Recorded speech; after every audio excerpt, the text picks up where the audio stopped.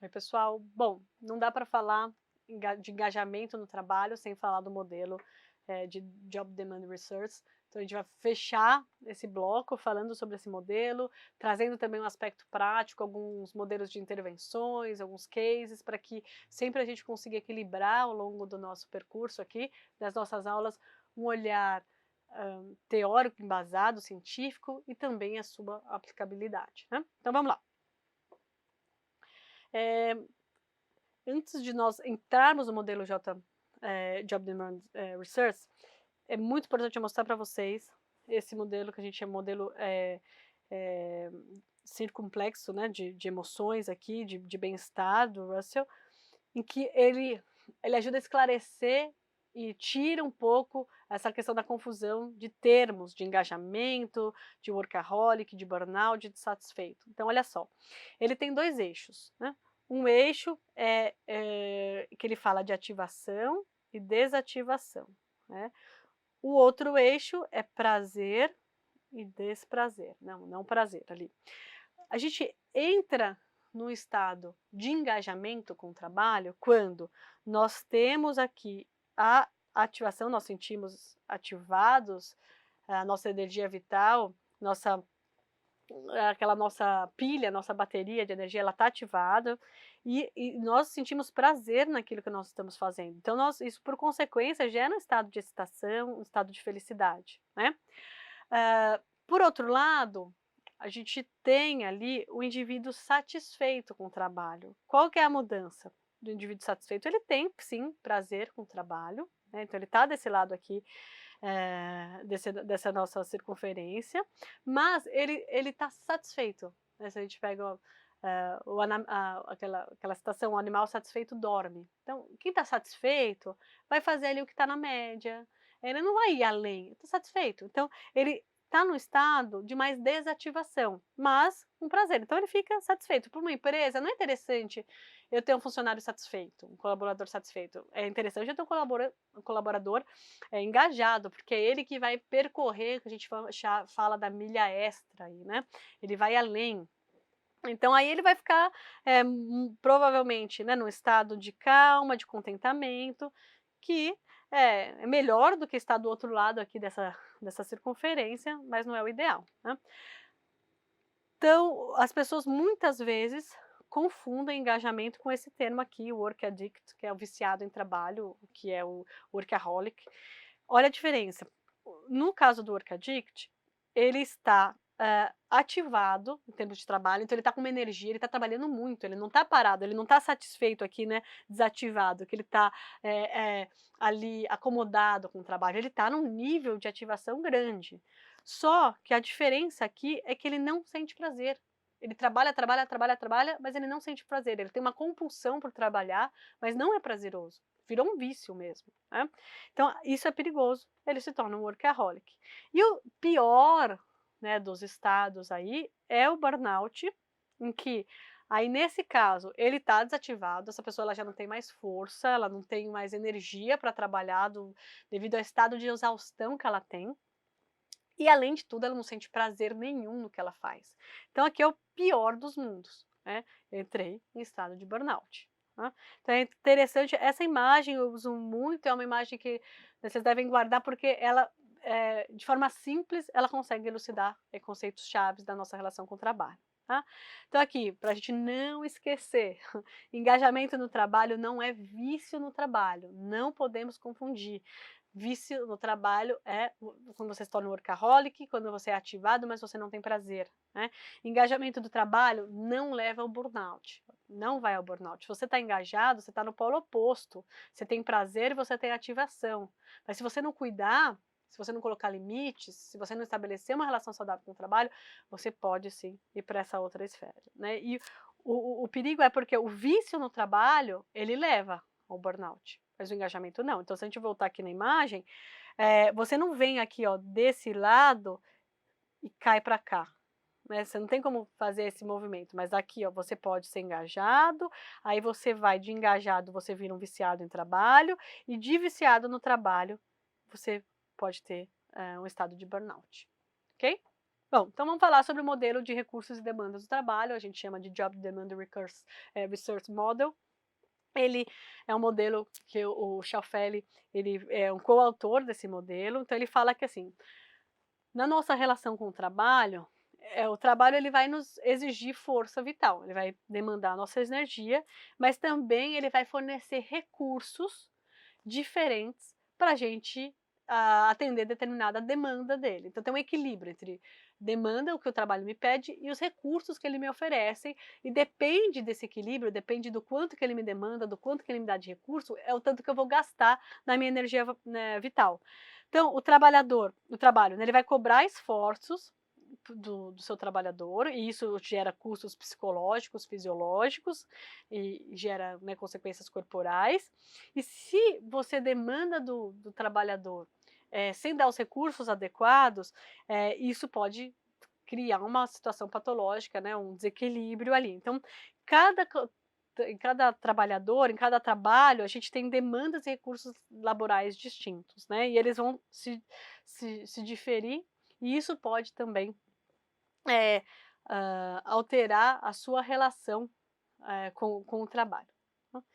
Então, esse modelo, né, o Job Demand Research, ele fala que quanto menos recursos existirem à sua disposição, maior é a tendência de você se esgotar no trabalho. Então você vai trabalhar num local, ele te demanda, mas além de te demandar, ele não te dá um suporte em termos de equipe, de pessoas, de recursos, de instrumentos de trabalho, tudo fica muito difícil de fazer, tudo você tem que gastar uma energia, tem retrabalho, então isso é horrível, isso vai, gerar um cansaço naquele colaborador, né.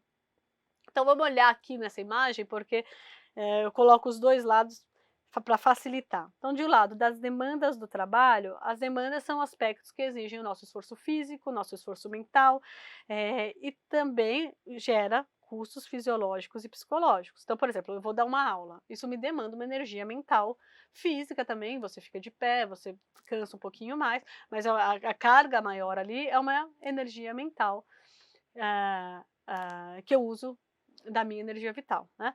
Do outro lado, a gente tem os recursos do trabalho, que podem são atributos, são recursos mesmos que facilitam e que fazem com que eu realize determinada exigência do meu trabalho de uma forma mais simples. Então pode ser, funcional, né, para atingir as metas de trabalho, então eu posso dar recursos ali para o meu colaborador, eu posso também reduzir exigências de trabalho e custos fisiológicos associados, então, por exemplo, quando uma empresa coloca uma ginástica laboral, ioga, a prática da meditação, faz pausas ao longo do dia, são recursos que ela está oferecendo para proporcionar esse equilíbrio, na nossa relação com o trabalho, para que eu não entre no estado de workaholic ou de burnout, né. E também uma forma de estimular recurso, de gerar recurso de trabalho é, por exemplo, estimular, crescimento e desenvolvimento pessoal. Quando a empresa, ela mostra preocupação com aquele colaborador, investindo nele em termos de MBA, de cursos, dando oportunidades de experiências, são recursos que ela dá que aumentam a motivação do trabalhador, né, do colaborador. Então os recursos, eles impulsionam e eles protegem a nossa relação, né, ele deixa mais saudável a relação, com base nas exigências que o trabalho nos dá. Então a gente tem, esse modelo, ele trabalha com esses dois polos, né. Então se a gente fala de demandas aqui, pode dizer que, as exigências do trabalho, elas são basicamente, negativas quando a gente fala de demanda. Então é porque elas vão custar energia, e a nossa energia se esgota, então se a gente não, reabastece essa energia, aí a gente vai drenar os nossos recursos fisiológicos, vitais, e aí a gente pode chegar numa exaustão, no burnout, né. Então as demandas, as empresas, elas têm que cuidar, os gestores precisam cuidar, para que essas demandas, elas não deixem o local de trabalho como algo quase insalubre ou insuportável, né, isso é o pior dos cenários, né. Então, por outro lado, quando a gente fala de recursos, quando você oferece para o seu trabalhador liberdade, autonomia, para desenvolver ali a sua individualidade, isso traz vitalidade, isso traz força para que ele, desempenhe o seu papel, tá. Então vamos falar em termos de tópicos mesmo. De um lado, o que que a gente pode considerar como demandas do trabalho? O ritmo que você exige de trabalho, a sobrecarga de trabalho, ritmo de mudança, estar numa empresa que muda, mudança é bom, mas mudar o tempo todo sobrecarrega, é uma demanda que custa energia física e vital. Demandas emocionais, você trabalhar num local que tem conflito, que o gestor ele é tóxico, ele é abusivo, isso é uma demanda de trabalho. Locais de trabalho que é muito difícil você conciliar a sua vida pessoal com a vida profissional, o trabalho vai invadindo a sua vida pessoal, você começa a ter questões de relacionamento em casa, isso tira a sua energia e daí você vai trabalhar com essa energia mais baixa e vira uma bola de neve. Trabalhos que você não se sente seguro em termos de estabilidade ou em termos de segurança física, trabalhos que são, tomados, né, ali por conflitos interpessoais, trabalhos com muita mudanças, que a gente já falou, conflito de papéis, então as coisas ficam confusas, o que que você pode, o que que você não pode, o seu gestor, o que que é papel dele, o do seu par, e aí isso gera conflito. E burocracia demais, ela também, ela paralisa, sabe, você precisa fazer uma coisa, tem que pedir 1000 autorizações, tem que entrar num sistema, liberar um protocolo, gerar uma senha, ter autorização do gestor, aquilo cansa, né, às vezes você quer propor uma coisa e fala: "Nem vou fazer porque é tão burocrático aqui dentro, não vou ativar, não vou desenvolver nada". Por outro lado, recursos do trabalho, né, pode ser, a gente coloca aí como recursos, apoio social, você está num lugar que você tem um time, uma equipe que você se sente apoiado, que você se sente, eh encorajado e admira essas pessoas, você ser reconhecido pelo que você faz, receber promoção, ter um bom clima organizacional, ter uma gentileza entre os membros, você ter claro qual que é o seu papel, o que que é importante, você fazer, pelo que você vai ser cobrado, você participar das decisões, não ser algo só top down que vem de cima para você e você só tem que cumprir, né, mas você tem uma coparticipação. Você comunicar, você trabalhar num lugar que a comunicação funciona, não tem ruído de comunicação, aquela coisa de nossa, as informações se perdem, fica tudo confuso, você não sabe aonde você pode confiar que tem informação, ter líderes que você confia, você trabalhar num local que te dá o recurso de feedback para você saber como você está indo, o que que você pode melhorar, o que que é bom, quais são seus talentos, suas forças, suas potencialidades. Ter transparência em relação às possibilidades de carreira, né, isso é um recurso. Se tem empresas que elas falam, deixam claro: "Olha, aqui se você desenvolver essa e essa competência, você vai chegar até aqui, você tem potencial de chegar até aqui". Tem empresas que elas também são transparentes e: "Olha, aqui até onde dá para você ir é isso", para você não criar expectativas ilusórias naquele colaborador. Ter uma variedade de tarefas, isso traz um dinamismo para o trabalho, isso deixa ele mais interessante. Usar os seus talentos, suas habilidades onde você trabalha, ter um alinhamento de valores, eu trabalhar numa empresa em que os valores dela são parecidos com meus valores, isso conecta, né, isso gera um fit que, traz essa pulsão aí de engajamento. Feedback, né, como a gente já falou aqui. Bom, esse aqui é um quadro que ele fala um pouquinho de como funciona no todo esses conceitos que nós viemos falando até aqui. Então veja bem, de um lado a gente tem os recursos de trabalho, que são todos esses tópicos que eu falei para vocês e que eles ajudam no processo motivacional. Do outro lado, nós temos as demandas do trabalho, que são elas que podem, né, gerar aí problemas nossos, por exemplo, de saúde. Nesse meio, a gente tem a liderança, o líder, ele pode agir, ele vai contribuir muito para ir bem esse equilíbrio, e você tem os seus recursos pessoais, você tem as suas competências, tem colaboradores que têm maior ou menor capacidade de resiliência e por aí vai. Então aqui, eh, você com base nessa combinação aqui, você vai ter a sua energia, que ela pode estar aqui em cima, no estado de engajamento, pode ser algo mediano ou no estado de burnout. O que é interessante, as demandas de trabalho, veja, a setinha dela só vai para burnout, só vai para cá. Então, demanda, eu não consigo trabalhar muita coisa na demanda. Eu alterar a demanda não impacta tanto. Então, a gente enquanto gestor e a gente enquanto coach, quando a gente for trabalhar aí na construção de um modelo, por exemplo, JDR com coaching, onde a gente tem poder de ativação são nos recursos aqui, né, porque ele, ó, ele que traz engajamento e também está ligado aqui a burnout, mas quem mexe em engajamento são os recursos, né, e dependendo de como isso combina, a gente tem aqui os outcomes que são, você pode ter um trabalho de sucesso, um trabalho saudável, tá. Então aqui é só para ter alguns exemplos, depois vocês podem se aprofundar, mas a gente já falou aqui sobre as demandas de trabalho, isso está nos slides anteriores e recursos, mas queria só falar de recursos pessoais. Então isso aqui é a empresa que vai te dar, né, organização, ela que vai te dar as demandas e ela que vai te dar os recursos. Mas, além disso, você tem os recursos pessoais, e é isso que varia dentro de uma organização quando você faz a gestão, que é a sua autoestima, a sua autoeficácia, o otimismo, a esperança, a sua capacidade técnica, seus conhecimentos, né, sua habilidade socioemocional, suas características de personalidade, sua proatividade. Isso aqui também atua dentro do modelo, né, JDR, bom? Então, só para vocês entenderem como são diversas variáveis que impactam nossa relação com o trabalho, não é algo tão simples, né, são diversos construtos, diversas relações ali que vão, dar um saldo final, se eu estou engajado, se eu estou em burnout, se eu estou satisfeito, se eu estou no workaholic, naquela roda que nós vimos. Então depende dessa interação de recursos e demandas, que é algo proveniente, é algo externo, é algo da empresa, e dos seus recursos pessoais. Não existe uma combinação perfeita aí que gera isso, né.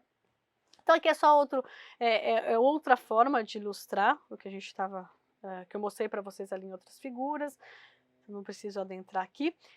E agora, queria mostrar para vocês um pouco de intervenções, né, de como a gente usa isso na prática. Então, a Ana Cláudia Vasquez, ela fala de boas práticas, né, utilizadas aí dentro de emoções positivas. Então, por exemplo, você pode trabalhar engajamento e prazer no trabalho, ativando essas forças aqui, a esperança quando você define metas junto com o seu colaborador, a gratidão quando você tem uma cultura de agradecer as oportunidades ali dentro daquela instituição, o suporte social, é toda a rede de apoio que você oferece para o colaborador, de liderança, de equipe, quando a liderança também, ela é responsável por criar um ambiente, né, nessa espiral positiva, e a autoeficácia, que isso é muito mais ligado a você, você acreditar no seu potencial, aonde você pode chegar, né. E quando a gente fala das intervenções, a gente tem algumas intervenções nas empresas que elas são focadas em reduzir o burnout, esse é o padrão, né, as instituições no geral, quando elas têm programas, quando elas têm programas de intervenção, pensando nesse modelo de demandas e recursos, no geral elas focam em reduzir burnout, né. Algumas iniciativas que é o ideal é construir engajamento, então é você ir para o outro lado, é você trabalhar de uma forma mais preventiva, de uma forma em que você estabelece uma relação com um trabalho mais saudável. Daí você também tem intervenções em grupo ou individuais, né. Então, pensando aqui nas intervenções, a gente no nível individual, a gente pode atuar em intervenções comportamentais, cognitivas e motivacionais. A gente pode entrar dentro desses 3 âmbitos. No organizacional, a gente pode, uma das formas de você, por exemplo, trazer mais recursos é você atuar com feedback, você trabalhar com mais recursos no trabalho, você ter programas de treinamento na metodologia de Job Demand Research e engajar a liderança nesse processo, tá. Nesse material que eu vou disponibilizar para vocês, ele tem detalhado cada um desses, eu vou passar mais rapidamente aqui e vou mostrar algumas telas para vocês de cases, tá. Então, por exemplo, se a gente for pensar no bloco de intervenções positivas comportamentais, como que eu posso fazer isso na empresa? Estimular com estilo de vida mais saudável, programas de alimentação correta, de boas práticas de saúde, dormir bem, cuidados com colesterol, por aí vai. Programas de saúde mental, estimular a meditação, programas de saúde física, práticas de yoga, ginástica laboral, exercícios de expressão de gratidão, desenvolver forças e talentos, e o próprio job crafting que a gente vai falar, tá. Então, aqui em termos das intervenções, vocês podem consultar esse material, porque são diversos exemplos, tá, para vocês se apoiarem. E todos esses materiais, vocês podem consultar também, com base aqui nos autores que eu coloco aqui para vocês. Interessante também, quando a gente fala de intervenção, a gente fala muito de feedback, feedback, feedback. mas é legal também a gente pensar que tem a metodologia de feed forward, que é quando você trabalha futuro, né, você tem planos de desenvolvimento pessoal para o seu colaborador, você vai definir objetivos com ele de futuro, você vai criar um plano em vez de ficar só focado no desempenho passado. Então isso também é um recurso muito interessante que você pode utilizar no sistema aí, né, de gestão e de liderança, tá? Aqui só para fazer um contraponto, a gente tem uma série de ações de intervenção, mas o que os estudos mostram é que ainda se precisa pesquisar muito, tem um mundo pela frente em termos de pesquisa que precisa ser feito para avaliar a eficácia, a viabilidade dessas intervenções, tá? E a maioria dos estudos que tem hoje, ele foca no indivíduo e não na organização, então é legal a gente falar que tem um mundo ainda pela frente nesse quesito, tá? Bom, gente, então para a gente fechar esse bloco, gostaria de mostrar para vocês alguns cases aqui. Então, um case é uma plataforma de coaching, uma plataforma online, em que ela é utilizada para aumentar o engajamento dos colaboradores. Ela faz uma pesquisa de admissão baseado no modelo, né, Job Demand Research, e ela é estruturada aí com 12 tarefas, 10 exercícios, experiências breves comportamentais, tem uma duração aí de 15, 20 minutos a tarefas e uma duração de 4 semanas. Então você vê que tem uma coisa assim, que ele é rápido de você também implementar. Os coaches, eles ficam disponíveis na internet para suporte e existe uma série de vídeos e de recursos para se utilizar.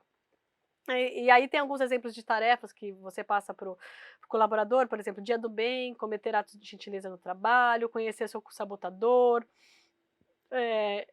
procurar apoio social dentro da empresa, né, buscar feedbacks, a questão de engajar, de gerar protagonismo, né, então eu posso ter impacto, o que você pode controlar no seu trabalho, o que você não pode, tem uma série de exercícios dentro da plataforma, e é muito interessante porque depois vocês podem também procurar sobre esse case.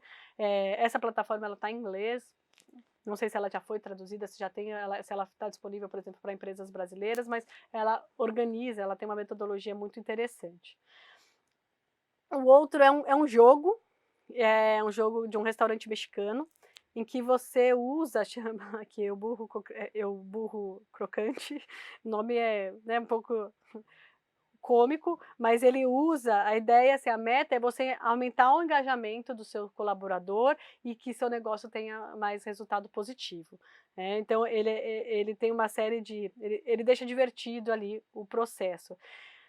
E aí, essa aqui é uma outra plataforma que ela trabalha com uma série né, a plataforma de coaching que eu comentei aqui, a gente vê todos os recursos que ela oferece, então tem testes, tem coaching online, tem aprendizado em pares, tem um suporte no aplicativo, e ela é muito parruda em termos de recursos, né, são 50 módulos, ela é bem completa, tem 72 testes psicológicos ali que podem ser aplicados, tem 35 coaches que ficam disponíveis online e tem 4.000 participantes até então aqui envolvido com ela. E aqui são os módulos que ela oferece, então, por exemplo, para conhecer melhor você, aumentar sua resiliência, investir em relacionamentos sociais e criar seu trabalho ideal. Cada um desses módulos tem uma série de tópicos embaixo, uma série de subtemas em que o participante ele pode se aprofundar, tá?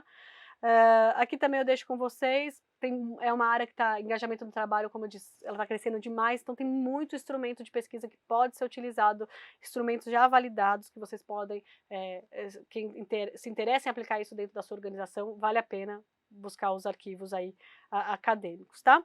Então, como recomendação final, o livro Engajamento no Trabalho é o livro do Cialferi, como eu disse, é o grande nome na área de engajamento. Ele foi feito junto com a professora da PUC do Rio Grande do Sul, a Ana Cláudia Vasque, então vale muito a pena para se aprofundar nesse conteúdo, tá bom? Até mais, gente.